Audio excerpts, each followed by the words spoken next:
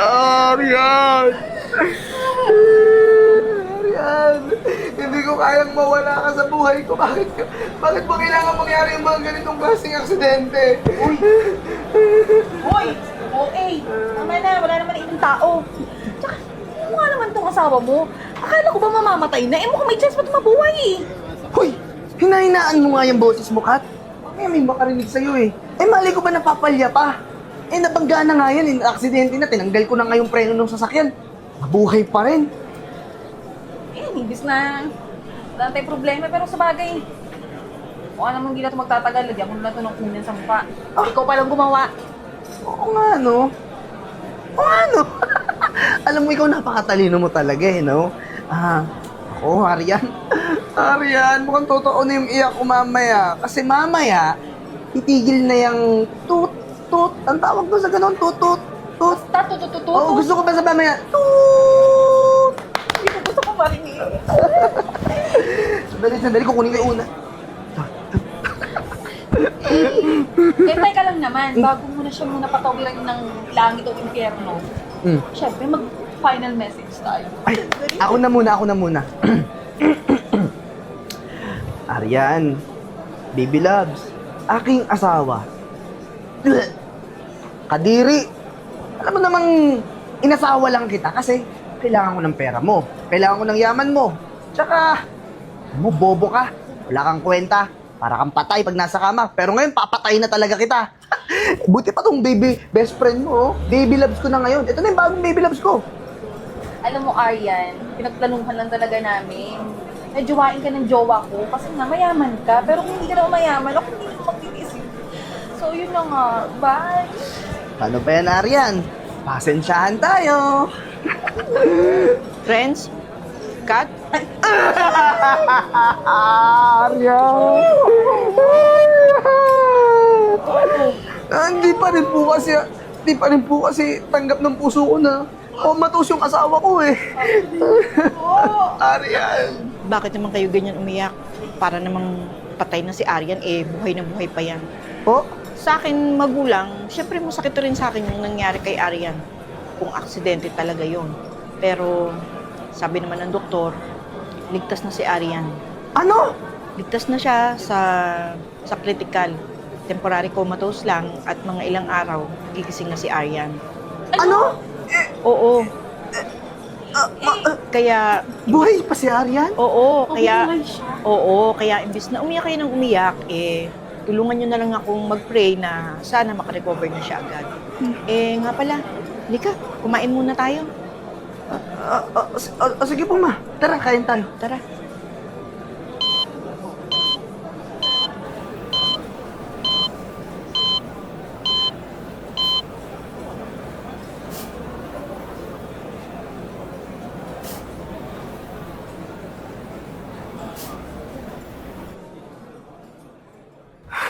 Ang gagawin ko ngayon? Magigising si Arian. Kat, anong gagawin natin? Eh, yun na nga eh. Ilang araw na lang doon, magigising na yun. Eh, di tuloyin na natin siya mamayang gabi. Paano? Eh, yung katulad ng plano natin kanina. Tawagan mo yung mama niya, si tita. Paralihay po tayo mamaya para tayo magbantay. Tapos alam mo yung gagawin mo. Oo nga no. Sabihin ko na lang mamaya sa mama ni Arian, magpahinga. Tapos, gabi naman, tayo magbabantay. Tama. Eh, eto ikaw kasi. Kasalanan mo, may pa last message ka pa eh. Kung ginanong ko na yon kanina, edi patayin na yon, tegi na yon. O kaya nga, mamaya bilisan na lang natin. Gawin mo na agad. Wala nang last message, diretso na. Okay? Okay. Kumusta muna tayo? Tara na!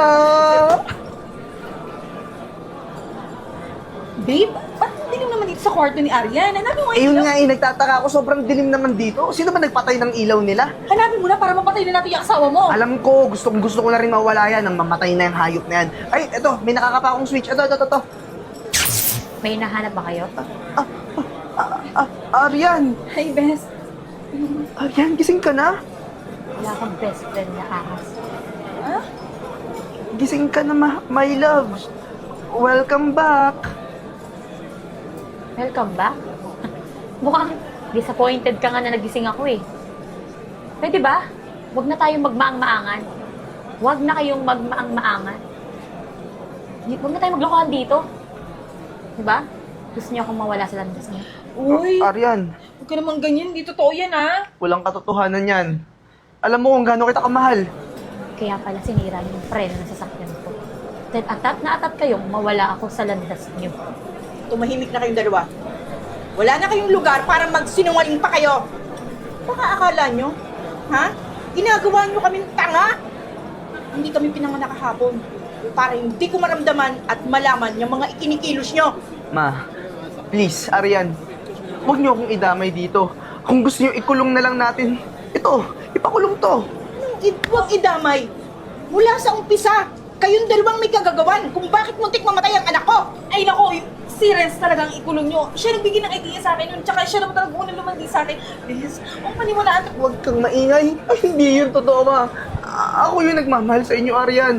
Eh, ito, inahas ako, inahas ka. Kapal na mukha mo, Renz. Mahal? Pero ko lang ang mahal mo, hindi ako. Di ba? At ikaw? Ngayon, naghuhugas kami ka? Mga tanga. Parehas kayong mabubulok sa kulungan. At sisiguraduhin ko, uubusin ko lahat ng pera ko, lahat ng yaman ko. Huwag lang kayo makalungan. Aryan, Mula nung nakakumpay ng anak ko, ha? Naka-record lahat. Narito lahat ng mga sinabi nyo at hindi kayo pwedeng tumanggi. Hindi kayo pwedeng magmaang-maangan pa. Kaya tama lang yung sabi ng anak ko. Mabulo kayo sa kulungan. Chip! Aryan, Aryan, ayokong makulong. Aryan, maawa ka sa akin. Hindi mo ba ako mahal? Aryan, Sa akin ba naawa ka? Kung gusto mo kong papatay? Aryan, Damputin mo na yung chip. Aryan! Aryan! Aryan, alam ko namang hindi mo ako matitiis eh. Ano, pumunta ka ba dito para iatras na yung kaso para sa akin? Hindi. Gusto ko lang makita kung anong kalagayan niyo dito. Kung naghihirap ba kayo.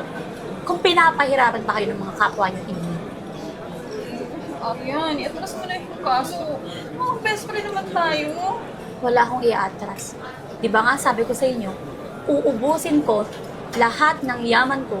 Mabulok lang kayo dito sa kulungan. Aryan, alam mo naman ang pinagsisihan ko na lagi-lagi ako binubugbog. Kung masaya ka na, oo. Ayan, lagi ako binubugbog dito. Kaya palayain mo na ako. Magsama na lang tayo ulit. Mahalin mo na lang ako ulit. Ako na lang.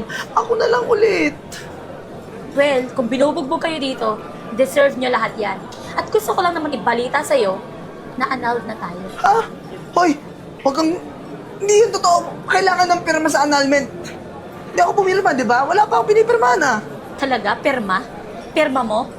Hoy, yung tangka mong pagpatay sa akin, grounds na yun for annulment. So, hindi na kailangan ng pirma mo. Hindi mahalaga ang pirma mo. Aryan. Best friend. Sige na, please. Huwag mo nang gawin sa akin to. Mabubulo kayo dito. Aryan! Aryan! Aryan!